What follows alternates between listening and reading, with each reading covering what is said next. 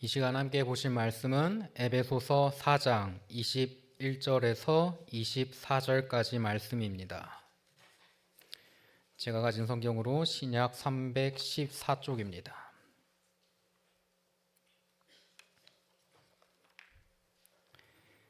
오늘 주신 말씀 에베소서 4장 21절에서 24절까지 말씀, 저와 여러분의 순서로 오늘 주신 말씀 교독하겠습니다.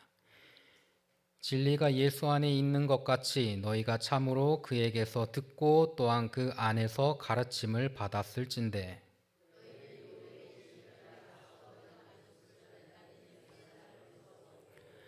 오직 너희의 심령이 새롭게 되어.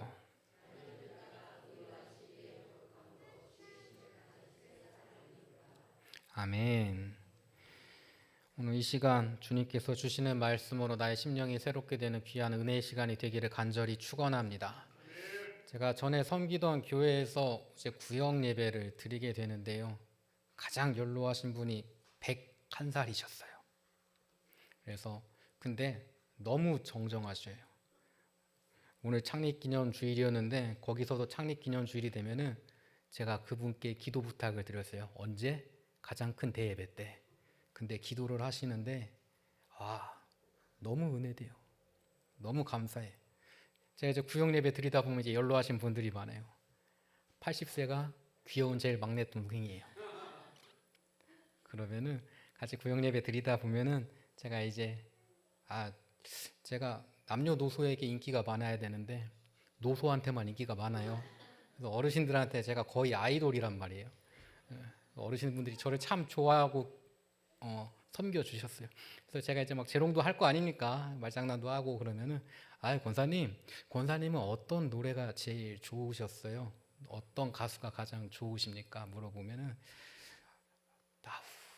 저도 모르는 진짜 옛날 노래가 나와요. 전 처음 들어서 그 제목도 기억이 안 나는, 가수 이름도 기억이 안 나는 노래가 나오고, 또 어떤 분은 목사님 역시 나훈아지요. 옆에 있는 분이 아니지요. 남진이지요. 그러면 이제 싸우는 거죠. 또 어떤 분은 목사님 저는 찬송가밖에 모릅니다. 정말 찬송가밖에 모르시는지는 모르겠어요. 다 사람들이 각자 좋아하는 노래가 있어요. 그래서 자기가 보통 이제 친구들과 함께 만나서 노래 부를 때 보면은 18번째 곡이라고 하잖아요. 내가 가장 좋아하고 잘 부를 수 있는 노래. 제가 전에 섬기던 목사님은 마이웨이 그 노래를 엄청 좋아하셔서 하여튼 어디 소풍 가면 차에서 그 노래를 불러 제끼셨는데, 저 어렸을 때 생각해 보면은 저는 윤도현 밴드 노래를 참 많이 들었던 것 같아요. 그 중에서도 나는 나비라고 하는 노래가 있죠. 들어보셨습니까? 가사가 보면은 내 모습이 보이지 않아, 앞길도 보이지 않아, 나는 아주 작은 애벌레, 살이 터지고 허물 벗어 한 번 두 번 다시, 나는 상처 많은 번데기, 추운 겨울이 다가와 힘겨울지도 몰라, 봄바람이 불어오면 이제 나의 꿈을 찾아나라, 날개를 활짝 펴고 세상을 자유롭게 날 거야, 노래하며 춤추는 나는 아름다운 나비. 이게 교회 노래방 시스템이 있었으면 제가 한번 신나게 불러 제끼겠는데 안타깝죠. 나비가 되기 위해서 애벌레에서 번데기의 과정을 거쳐야 되지요. 애벌레가 번데기가 되어 껍질을 벗고 나와야만 나비가 될 수 있는 것처럼 우리의 삶도 마찬가지입니다. 여러분은 몇 번의 허물을 벗으셨습니까? 누군가는 남은 인생 속에서 몇 번의 탈피를 거쳐 세상을 바라보는 새로운 눈을 얻게 되는 분들도 있을 거예요. 또 어떤 분들은 지금 모습 그대로 지내다가 그렇게 인생의 여정을 마치기도 할 겁니다. 오늘 성경 말씀은 우리에게 이야기하고 있어요. 너희는 유혹의 욕심을 따라 썩어져가는 구습을 따르는 옛 사람을 어떻게 벗어버리고, 우리에게 옛 사람 된 것을, 과거의 모습을 벗어버려야 된다라고 말하고 있습니다. 사실 이와 비슷한 말씀은 성경에서 굉장히 많이 나오는 말씀입니다. 세술은 세 부대에 담아야 한다고 이야기하기도 하고요. 또한 출애굽에서 이스라엘 민족을 40년 동안이나 광야 생활하게 하신 것도 마찬가지의 맥락이에요. 이스라엘 민족은 애굽의 관습과 풍습에 익숙해져 있어서 하나님 나라에 적합하지 않았기 때문에 40여 년이라는 광야의 시간을 통해서 그들을 연단하셔서 새롭게 하셔서 하나님의 백성으로 삼으시고 약속의 땅으로 들어가게 하셨습니다. 많은 종교에서 인간을 굉장히 대단한 존재로 부각하곤 합니다. 인간 스스로 득도한다고 말하기도 하고요. 불교에서는 열반이 든다고 말하기도 하지요. 하지만 다른 종교들과 기독교의 가장 다른 점이 바로 이 부분에서 시작한다는 거예요. 다른 종교는 인간 스스로 단련하여 깨달음의 단계에 들어갈 수 있다고 말합니다. 하지만 기독교는 인간 스스로 구원에 이룰 수 없음을 고백하는 종교예요. 인간은 결국 불완전하기 때문에 하나님으로부터 구원받지 못하고는 구원에 이룰 수 없다. 나는 연약합니다. 나는 죄인입니다. 하나님 앞에 나는 부족합니다. 이 고백을 하는 종교가 우리 그리스도교라는 것이지요. 이것은 기독교와 다른 종교와의 가장 큰 차이점이기도 합니다. 하지만 이런 관점은 누군가에게는 반감을 일으켜요. 아유, 목사님, 제가 이렇게 열심히 교회 다니고 섬기고 예배 드리고 헌금하고 하는데 제가 천국에 못 갈 수도 있다니 이게 무슨 말씀이십니까? 우리는 가끔 모든 것을 앞과 뒤를 순서를 바꿔서 생각하는 경우가 있어요. 제가 어렸을 때 선생님들이 교회에 맨발이나 슬리퍼 신고 오면은 교회 학교 선생님들이 엄청 혼내셨어요. 아직도 그 이름을 잊지 못합니다. 장모씨 따님 모 땡땡 분 있어요. 예. 그분께서 어떻게 하나님을 만나러 오는 자리에 맨발로 스레바 찍찍 끌고 올 수 있느니 이래갖고 네가 은혜를 받을 수 있겠어? 하면서 엄청 타박 주시고 혼내시곤 하셨어요. 그런데 우리 다 알잖아요. 내 왜 겉으로 보여지는 외향적인 것들이 부족해도 내 마음에 정말 예수님을 사모하는 마음이 있으면 그런 사람들이 모인 곳에서 은혜가 흘러 넘쳐요. 아무리 멋있게 입고요, 아무리 이쁘게 연지곤지 바르고요, 입술에 핑크색인지 빨간색인지 쥐를 잡아먹었는지 19호인지 20호인지 21호인지 그런 거 바르고 해도 지금 내 마음속에 뭔 말인지 모르는 분도 웃으세요. 웃으시면 복이 옵니다. 네. 아무리 이쁘게 꾸미더라고 하더라도 오늘 저녁에 뭐 먹지? 내가 집에 가스레인지에 불을 올리고 왔던가 안 왔던가? 내가 냉장고 문을 열고 온 것 같은데 그 안에 있는 거 다 녹고 상하면 어떡하지? 이런 생각으로 가득해서 이 예배의 자리에 있으면은 받을 은혜도 왔다가 변화구처럼 휘어서 나가는 거예요. 제 특기 중에 하나가 한 귀로 듣고 한 귀로 빼는 거 정말 잘하거든요.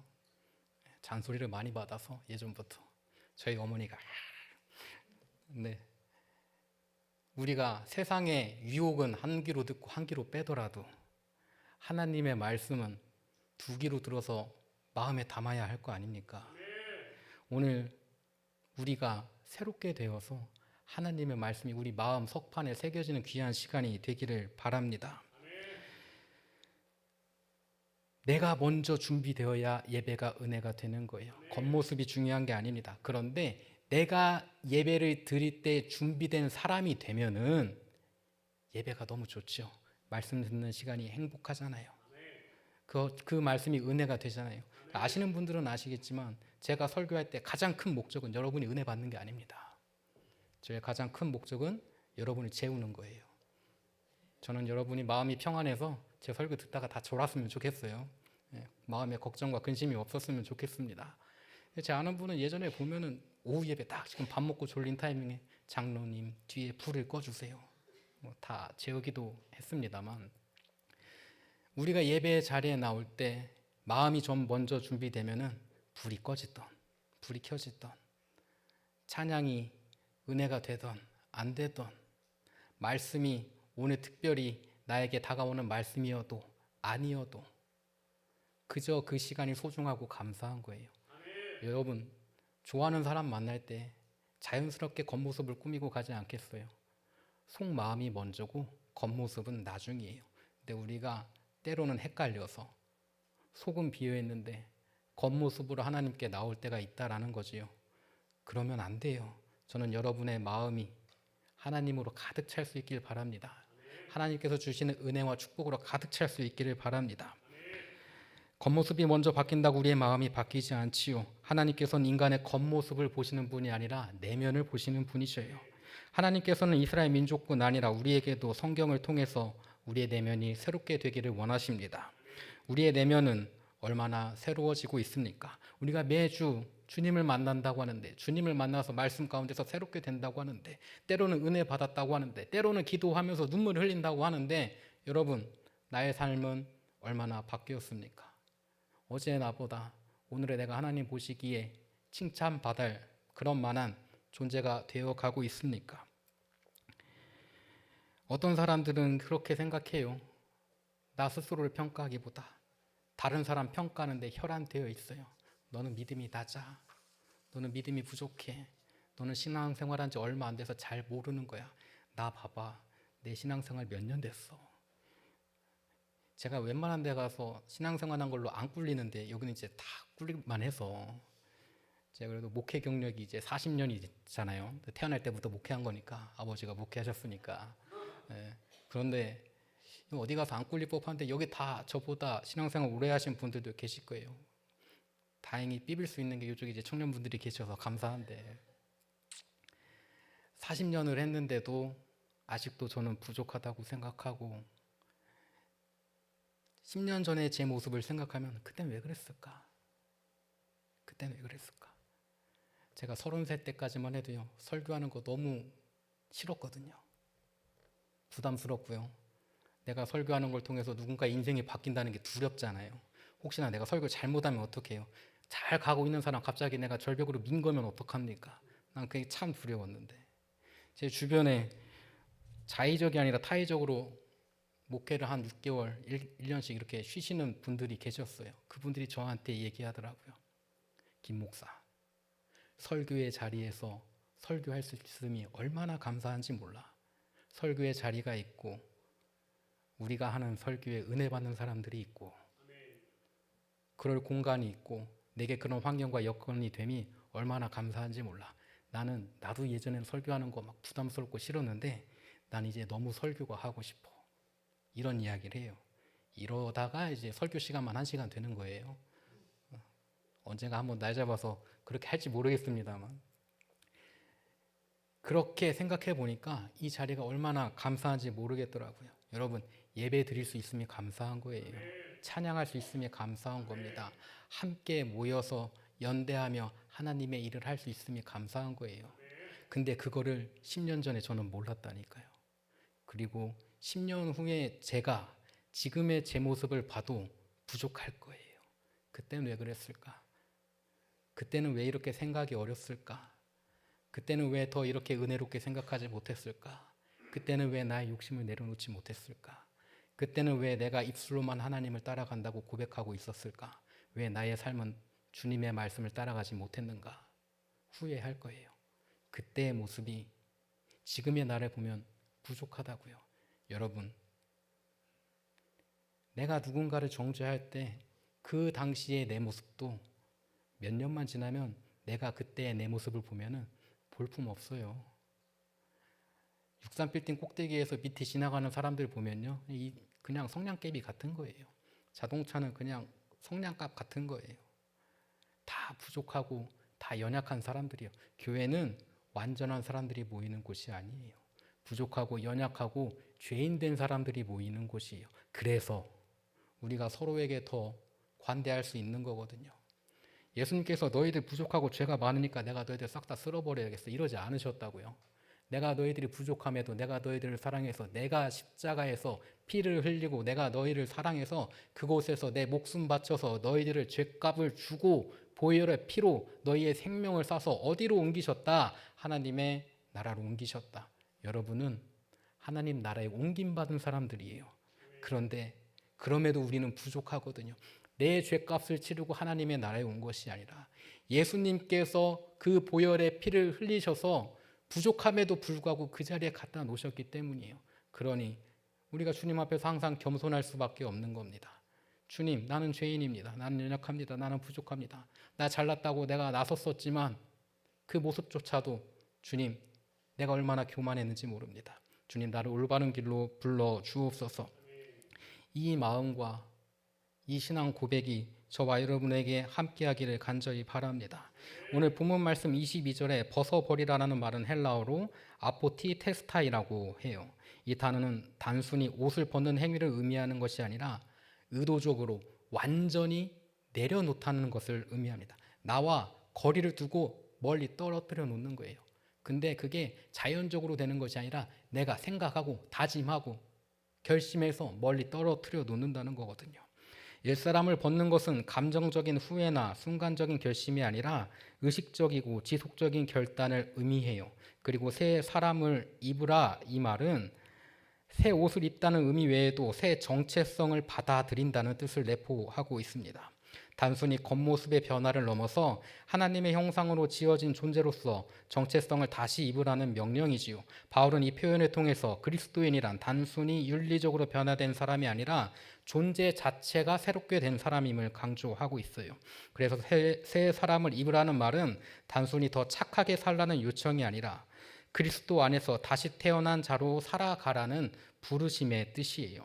그런데 사람들이 여러분 알다시피 변하는 것이 쉽습니까? 누군가가 갑자기 변하면 뭐라고 해요? 죽을 때 됐는가 보다.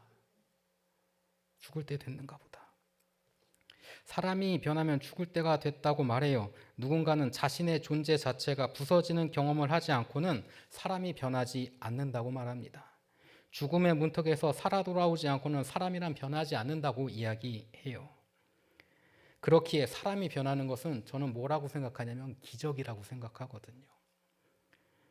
오늘 말씀은 하나님께 기도함으로 새 사람을 입는 기적을 체험하라고 우리에게 요청하고 있어요.